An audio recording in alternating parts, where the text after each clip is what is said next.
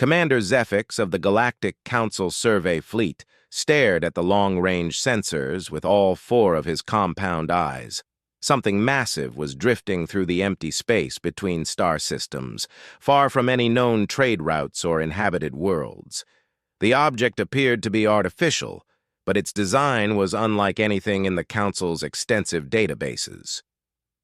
"Increase magnification," Zephyx ordered his bridge crew aboard the exploration vessel Stellar Wisdom. The main viewing screen flickered and resolved into a clearer image of the mysterious object. What they saw made several crew members burst into laughter. The thing looked like an enormous metal brick floating through space. It was gray, angular, and completely lacking in the elegant curves and bioorganic designs that marked proper starship construction. Crude rectangular sections jutted out at random angles, connected by what appeared to be simple, welded joints. The entire structure looked like it had been assembled by children playing with building blocks. "By the 7 moons of Cathari," wheezed Engineer Trylock, his breathing slits fluttering with amusement. "What primitive species built that monstrosity? It looks like they took scrap metal and just stuck it together with hope and prayer." Navigator Essex, a tall, crystalline being from the inner systems, chimed in with crystalline laughter that sounded like wind chimes in a storm. "Look at those propulsion units. They're actual chemical rockets. I haven't seen anything so backward since we discovered the ruins on Proxima 7. Whoever built this thing must have barely mastered fire." Science Officer Kalen, whose tentacles were dancing with scientific curiosity, ran a preliminary scan of the vessel. "The construction materials are interesting, though. Basic iron and steel alloys, some aluminum composites. Very simple, very crude, but surprisingly durable for such primitive metallurgy." Commander Zephyx studied the readouts flowing across his command console. The ship was indeed massive, almost 2 kilometers in length, but it showed no signs of life or active systems. It appeared to be nothing more than a derelict hulk drifting through the void. Still, protocol required investigation of any unknown vessels, especially ones this size. "Begin approach procedures," he commanded, "but maintain safe distance. Even primitive vessels can be dangerous if they're carrying unstable fuel or weapons." As the Stellar Wisdom moved closer, more details became visible. The alien ship's hull was scarred and pitted, clearly having endured centuries or perhaps millennia of micrometeorite impacts and radiation exposure. Strange symbols and markings covered various sections of the hull, but they were too weathered to make out clearly. "Commander," called Communications Specialist Vorthon, "I'm detecting some very faint energy signatures from the vessel. It appears to have some kind of backup power system still functioning, though at minimal levels." The closer they got, the more primitive the ship appeared.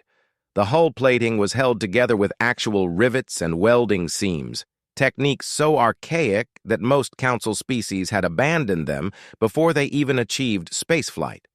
The sensor arrays looked like crude metal dishes and rods, completely unlike the sophisticated quantum sensors used by modern vessels. "I'm reading what might be weapon systems," reported Tactical Officer Nareth, his scaled hide rippling with disdain. "They appear to be kinetic projectile launchers. Can you imagine? They literally plan to throw pieces of metal at their enemies. How wonderfully primitive." This drew fresh laughter from the bridge crew.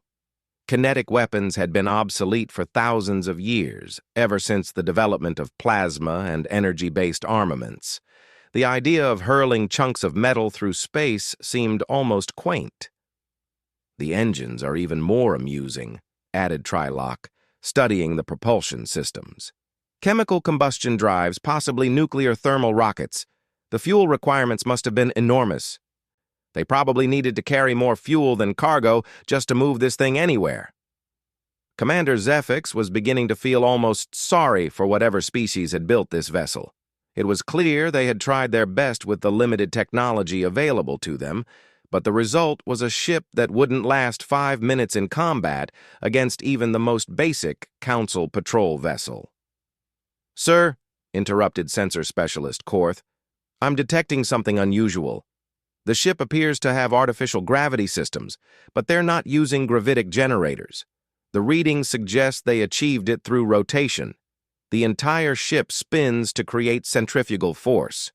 This revelation brought even more laughter. Spinning ships to create artificial gravity was a technique so primitive it was usually mentioned only in history classes about the earliest days of spaceflight. How delightfully backward, commented Essex. Imagine the engineering nightmares of building a rotating ship that size. The stress on the hull structure must be enormous. It's amazing the thing hasn't torn itself apart. As they conducted their initial survey, the crew of the Stellar Wisdom continued to discover new examples of the primitive technology. The communication arrays were simple radio transmitters and receivers. The life support systems appeared to rely on mechanical air recycling rather than bioatmospheric processors. Even the lighting systems seemed to use basic electrical illumination instead of bioluminescent panels. I'm detecting what might be crew quarters, reported Kalen, his tentacles working over the science console. The spaces are ridiculously large by our standards. These beings must have been quite inefficient in their use of space. Modern council ships could house 10 times as many crew members in the same volume.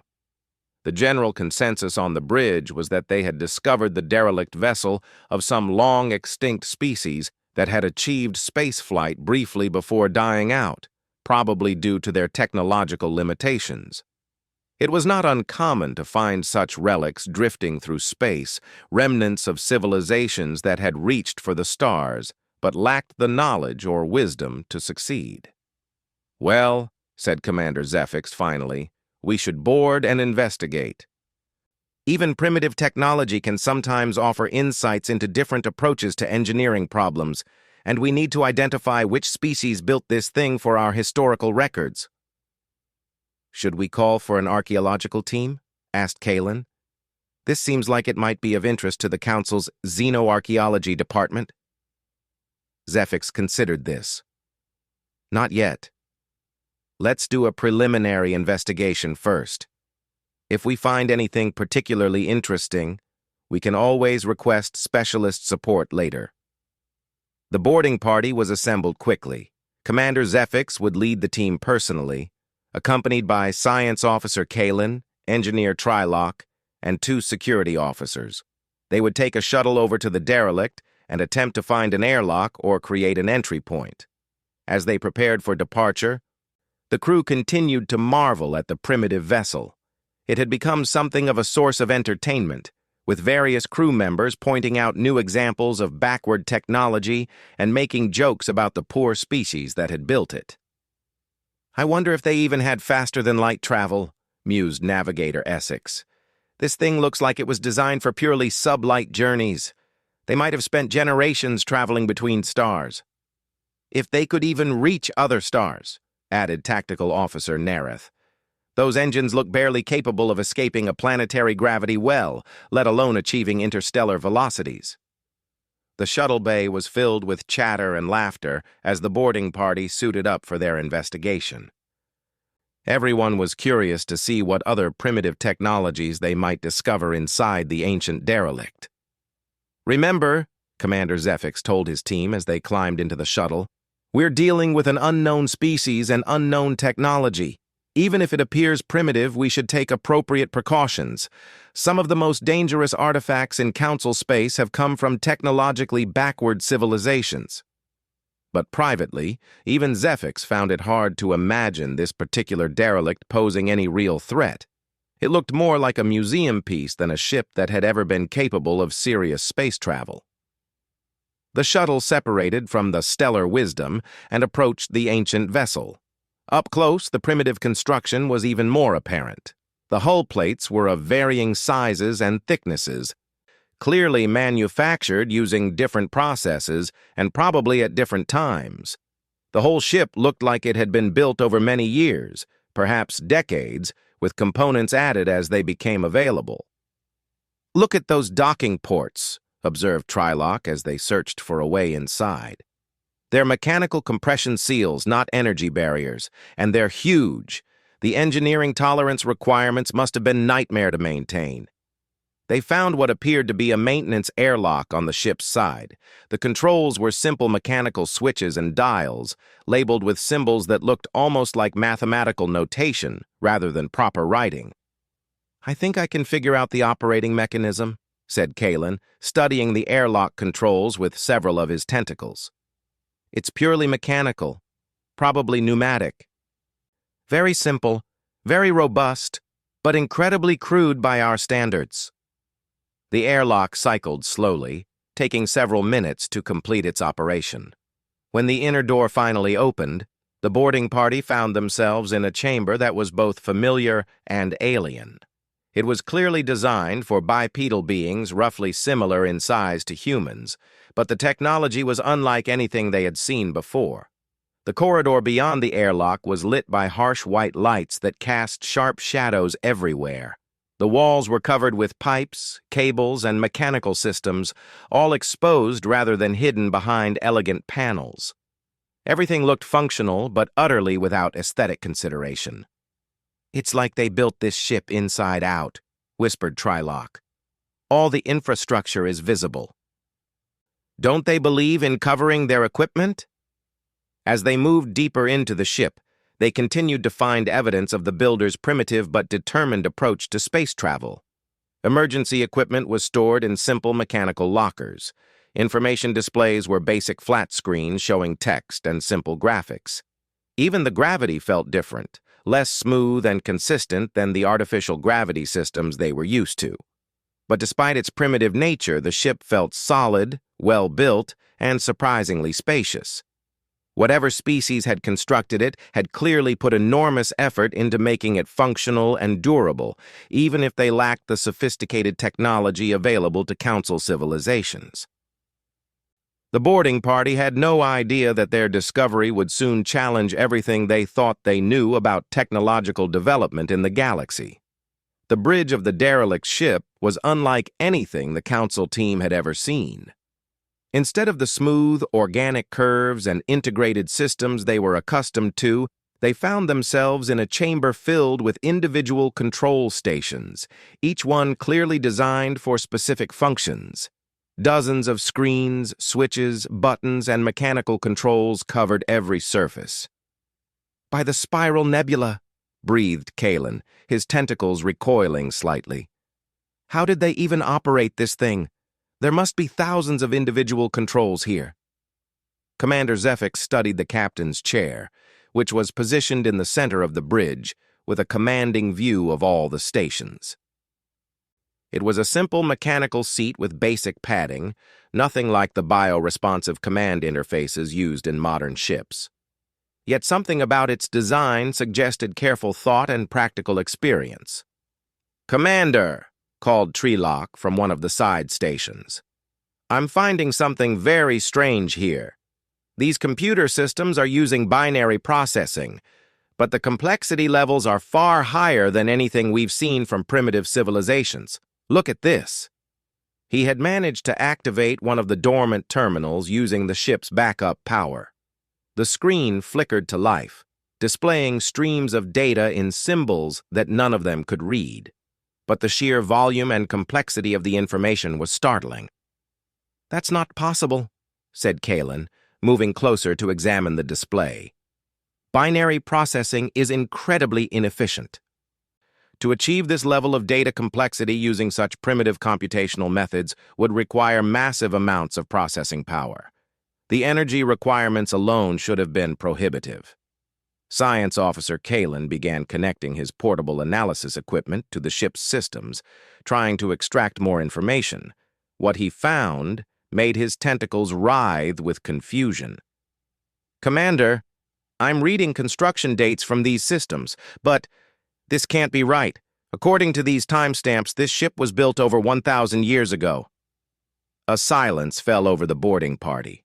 1,000 years ago, the Galactic Council had been in its infancy. Most member species had only recently achieved faster-than-light travel. The idea that some unknown civilization had been building massive starships at that time was deeply unsettling. "Check your readings," ordered Commander Zephyx. "There must be an error in the translation protocols." Kalen worked frantically over his instruments, running the data through multiple analysis systems, but every test confirmed the same impossible result.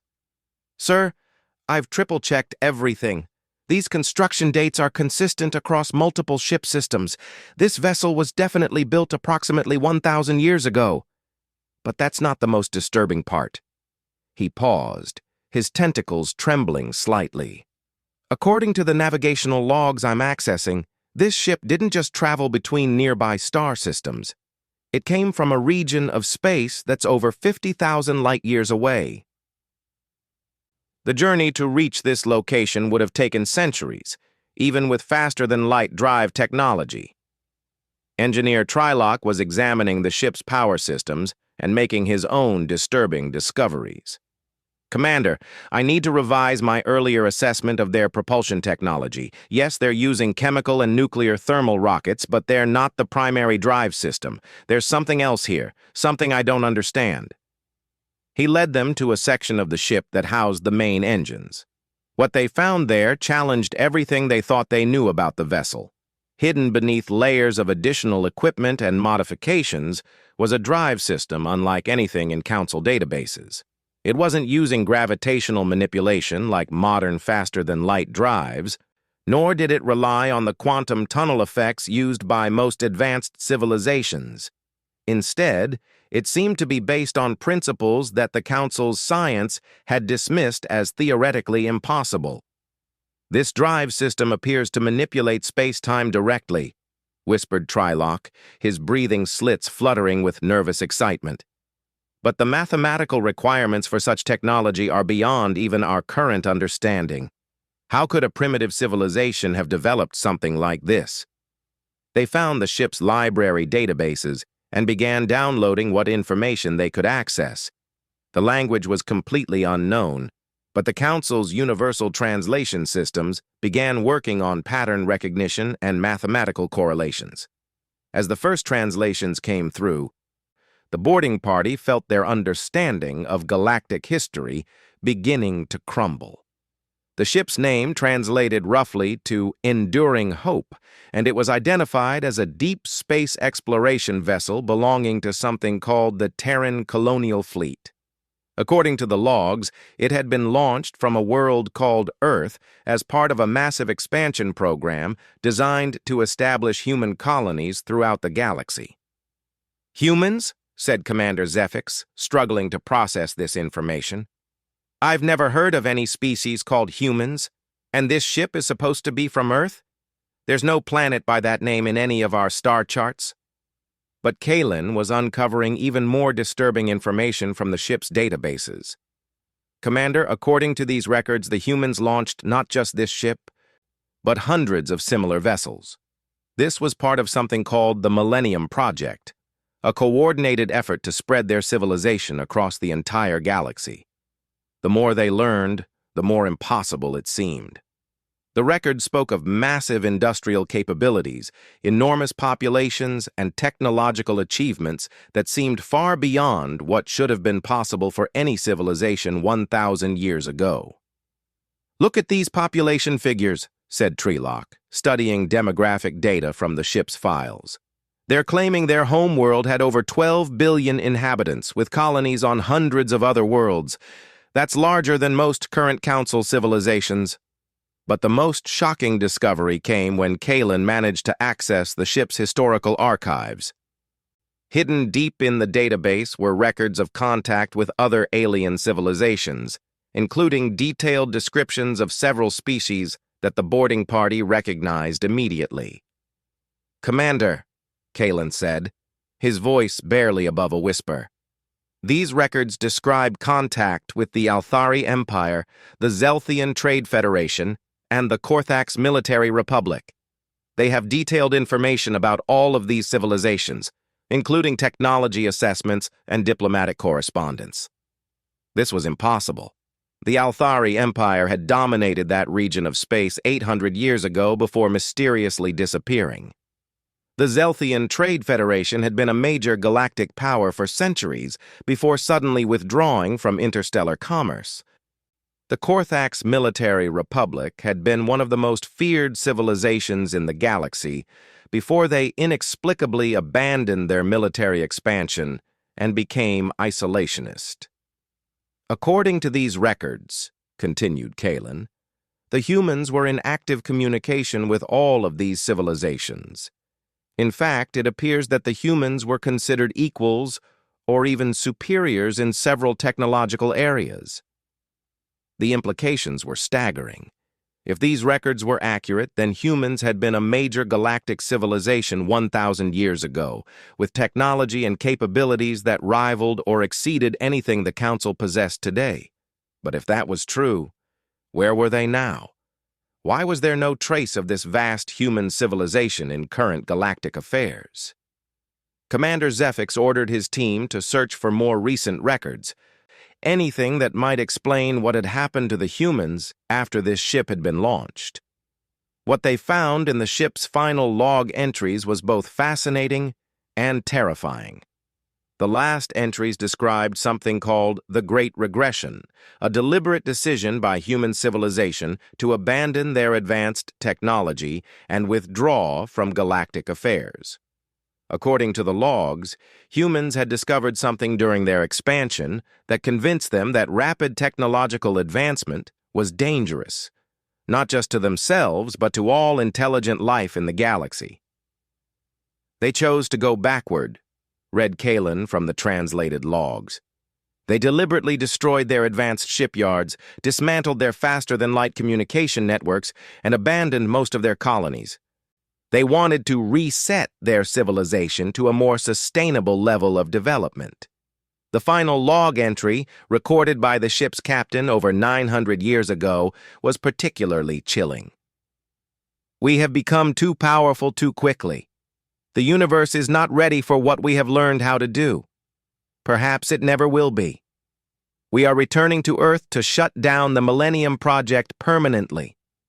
Let future generations develop more slowly, more wisely. May they never repeat our mistakes." The boarding party stood in stunned silence as they absorbed this information. They had discovered the derelict vessel of what might have been the most advanced civilization in galactic history, a species that had voluntarily given up technology that the Council could barely understand, let alone replicate. "Commander," said Trilok quietly, "if these records are accurate, then humans still exist somewhere in the galaxy. They didn't go extinct. They just went backward technologically." "But where?" asked Kalen. "And how far backward did they go? Are they still spacefaring? Are they even aware of their own history?" Before Commander Zephyx could answer, his communicator crackled with an urgent message from the stellar wisdom. Navigator Essex's voice was tight with excitement and concern. "Commander, you need to return to the ship immediately. We've been monitoring galactic communication networks while you've been aboard the derelict. We just intercepted a Council intelligence bulletin that changes everything." "What kind of bulletin?" asked Zephyx. "Sir, they've positively identified a species called humans operating in the Outer Rim territories. According to the report, they've recently achieved faster-than-light travel and are beginning to make contact with other civilizations. The Council is considering them for preliminary membership evaluation." The boarding party exchanged stunned glances. The humans were back. After 1,000 years of deliberate technological regression, they had rebuilt their civilization and were once again reaching for the stars. "There's more, Commander," continued Essex. "The initial assessment reports describe them as promising but primitive, with technology roughly equivalent to early spacefaring civilizations.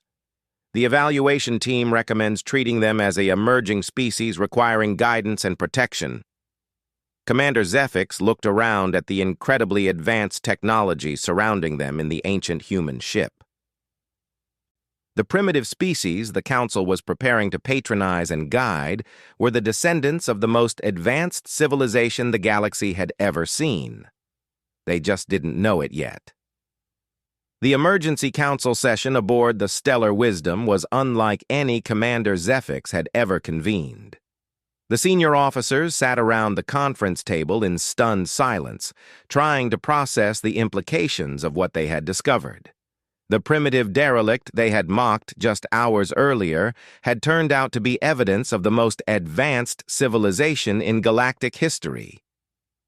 "Let me understand this correctly," said Navigator Essex, her crystalline form flickering with nervous energy. "The humans that the Council is currently evaluating as a promising primitive species are the same humans who built starships with technology we can't even understand over 1,000 years ago?" "That appears to be correct," confirmed Science Officer Kalen, his tentacles organizing the data files they had extracted from the ancient ship. "Moreover, according to these records, they voluntarily abandoned that technology and regressed to a pre-spaceflight civilization. What we're seeing now is their second attempt at interstellar expansion." Engineer Trilok was studying the technical specifications they had downloaded, and his findings were making him increasingly uncomfortable. "Commander, I've been analyzing their faster-than-light drive technology. It's not just advanced. It's based on principles that our scientists have declared theoretically impossible. If this data is accurate, they were manipulating the fundamental structure of space-time itself." "How is that possible?" asked Tactical Officer Nereth, his scaled hide rippling with agitation. "Our best physicists have proven that direct space-time manipulation requires energy levels equivalent to stellar output. No civilization could possibly generate that much power." "Unless," said Kalen slowly, "they found a way to do it that we haven't discovered yet. Or perhaps they found a way that we deliberately chose not to pursue because we considered it too dangerous." This thought sent a chill through the assembled officers. The idea that any civilization might voluntarily abandon such advanced technology suggested that they had discovered something truly terrifying about its potential consequences. Commander Zephyx activated the ship's secure communication system and established a priority channel to Council Intelligence Headquarters. What he was about to report would change everything the galactic community thought they knew about technological development and species classification. "Intelligence Command, this is Survey Fleet Commander Zephyx aboard the Stellar Wisdom. I need to speak with Director Corvash immediately. Classification, ultra-priority, need-to-know basis." The response came back within minutes, which was unprecedented for bureaucratic council communications. Director Corvash's insectoid features appeared on the screen, his compound eyes glittering with curiosity and concern. "Commander Zephyx, your request for ultra-priority communication has been approved. What have you discovered that requires such extreme classification?" Zephyx took a deep breath before beginning his report. "Director, we've discovered a derelict vessel of unknown origin drifting in the Kethvar system. Our initial assessment was that it belonged to an extinct primitive civilization.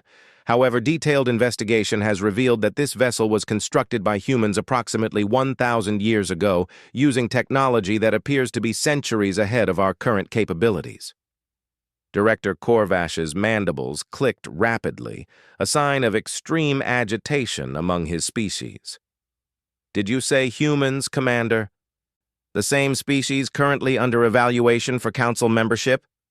"Affirmative, sir. But the implications are far more serious than species identification.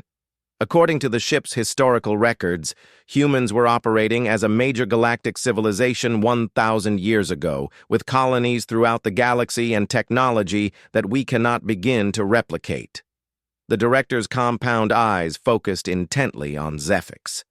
"That's impossible, Commander. Our historical records show no evidence of any such civilization.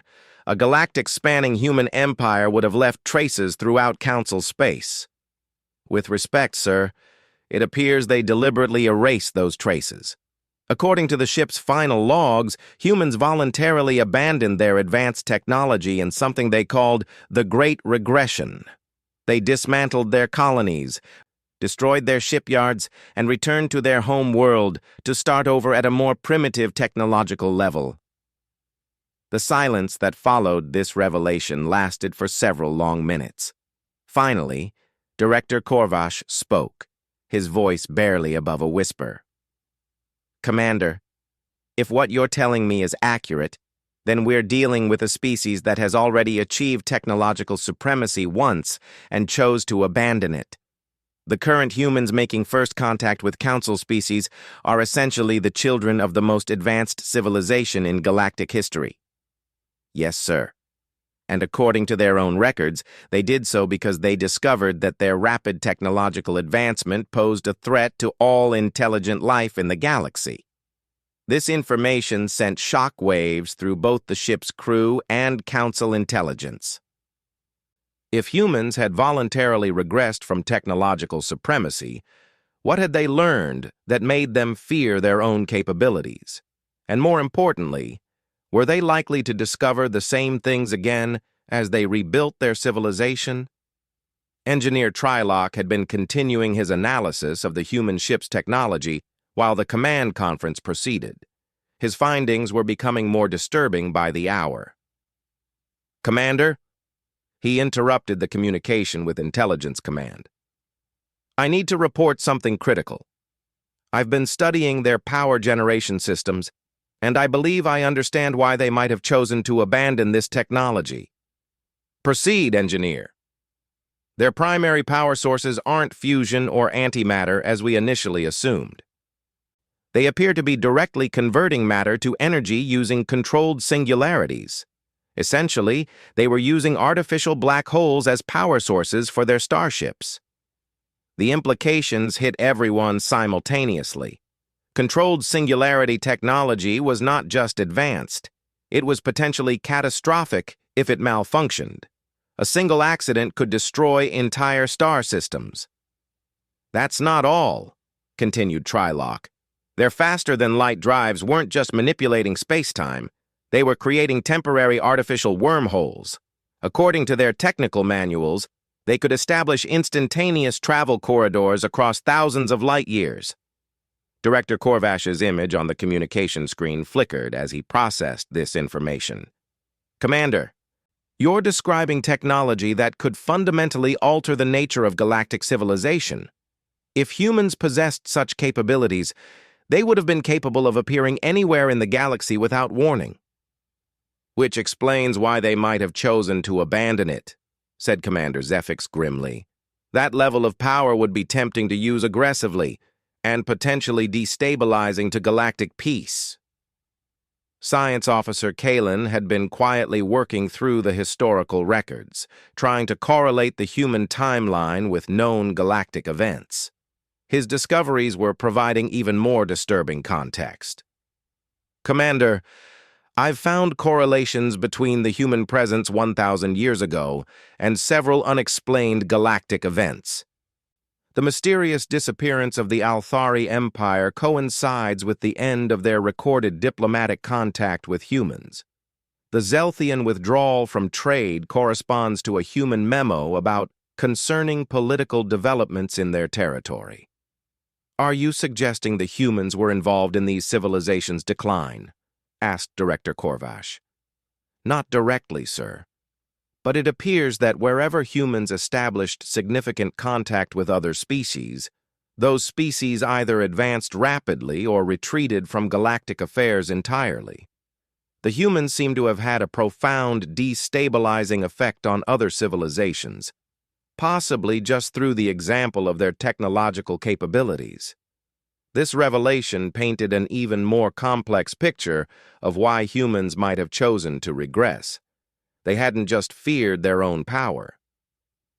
They had recognized that their very presence in the galaxy was forcing other species to advance too quickly or retreat entirely, disrupting the natural pace of technological and social development. Commander Zefix realized that the Council was now faced with an unprecedented decision. The humans currently seeking Council membership were not the primitive species they appeared to be, but the deliberately regressed descendants of a civilization that had once possessed godlike technological abilities. "Director," he said slowly, "we need to decide how to handle this information. Do we tell the humans about their own history? Do we reveal to the Council that we're evaluating the descendants of technological gods? And most importantly, what do we do if they start rediscovering their ancestors' capabilities? Before Director Korvash could respond, communications specialist Vorthon interrupted with an urgent message from the Council's diplomatic corps. Commander, priority message from the Human Contact Division. The human delegation has requested an accelerated evaluation process. They're claiming they have significant technological contributions to offer the galactic community, and they want to demonstrate advanced capabilities that their initial assessments didn't reveal. The boarding party exchanged alarmed glances. Were the humans already beginning to rediscover their lost technology? Had their 1,000-year regression been shorter than planned? What kind of advanced capabilities are they claiming? Asked Director Korvash. Vorthon consulted his communication logs. They mention revolutionary propulsion concepts, breakthrough energy generation methods, and innovative approaches to space-time mechanics. The exact details are classified pending the demonstration, but the terminology is remarkably similar to what we found in the ancient ships' databases. The silence that followed was deafening. It appeared that the humans were not just rebuilding their civilization, they were rapidly approaching the same technological milestones that had led them to voluntarily regress 1,000 years earlier. "Commander Zefix," said Director Korvash finally, "I'm ordering an immediate classification of ultra-secret on all information related to your discovery. No one outside of the current briefing is to know about the ancient human ship or its contents. We need time to evaluate the implications before making any decisions about how to proceed." "What about the humans currently seeking council membership, sir?" "Continue the evaluation process as normal, but monitor them closely for any signs of rapid technological advancement. If they begin demonstrating capabilities similar to what you've found on that derelict, we'll need to make some very difficult decisions about the future of galactic civilization." As the communication ended, Commander Zefix looked around at his senior staff. They had set out to investigate what they thought was a primitive, derelict vessel, only to discover evidence that could fundamentally change their understanding of galactic history and human potential. "Commander," asked Engineer Trelock quietly, "what do you think will happen when the humans remember who they used to be?" It was a question that would keep the entire crew awake for many nights to come. The galaxy had spent 1,000 years developing under the assumption that rapid technological advancement was both natural and desirable. But the humans had learned something that convinced them otherwise, something so significant that they had voluntarily abandoned technological supremacy. Now those same humans were returning to the galactic stage, and there was no way to know whether they would make the same choice again, or whether this time they would decide that the galaxy was ready for the return of the most advanced civilization in its history.